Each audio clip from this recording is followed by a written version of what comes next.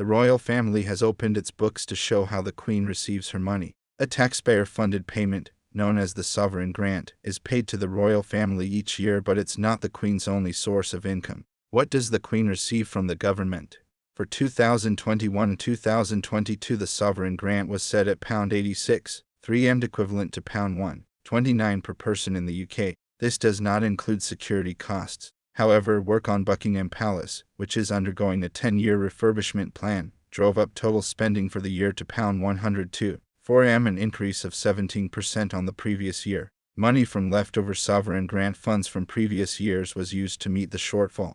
What is the sovereign grant spent on? It is used by the Queen and other members of the royal family to pay for royal duties, such as receptions and garden parties and visiting schools. Last year, almost 300 official engagements were carried out.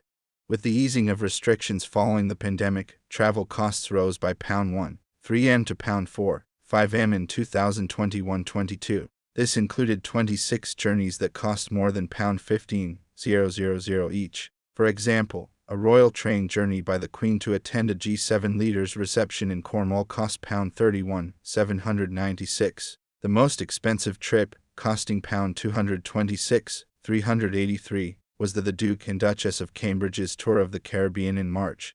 Most of the grant was spent on the cost of maintaining occupied royal palaces and staff pay. Last year, £55m was spent on efforts to accelerate work on Buckingham Palace in time for the Platinum Jubilee, an increase of 41%. Where does money for the sovereign grant come from? The payment is based on the profits of the Crown Estate, a property business owned by the monarch but run independently. Among its holdings are Regent Street in London and the Ascot Racecourse in Berkshire. It is not the private property of the Queen, it merely belongs to the monarch for the duration of their reign. This means the Queen can't sell the Crown Estate or keep the revenue for herself. How is the sovereign grant calculated? Normally, the Queen is given 15% of the Crown Estate profits from the previous 2 years, with the government keeping the remainder. However, it was agreed that from 2017 she would receive 25% for the following 10 years. This is to help pay for £369m refurbishment of Buckingham Palace. What is the history of the Crown Estate?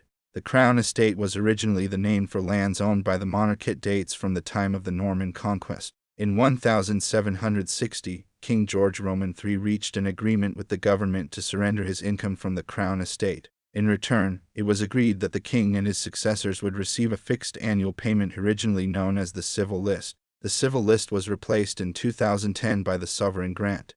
What happens if the Crown Estate's profits fall? If the Crown Estate's profits fall, the Queen still receives the same grant as the previous year, which is topped up by the Treasury. This rule was created in a law called the Sovereign Grant Act 2011. How else does the royal family receive money? The Queen also receives money from a private estate called the Duchy of Lancaster, which is passed down from monarch to monarch. It covers more than 18,000 hectares of land in areas such as Lancashire and Yorkshire, as well as property in central London, and generates about £20m a year in profits. Whoever holds the title of Duke of Cornwall, currently Prince Charles, benefits from the Duchy of Cornwall. It mainly covers land in southwest England and also generates about £20m a year. The way money is spent from the Duchy of Lancaster of Duchy of Cornwall is not made public. The Queen also has income through properties such as Sandringham and Balmoral, which she owns personally. Some royal family members also have private art, jewelry and stamp collections.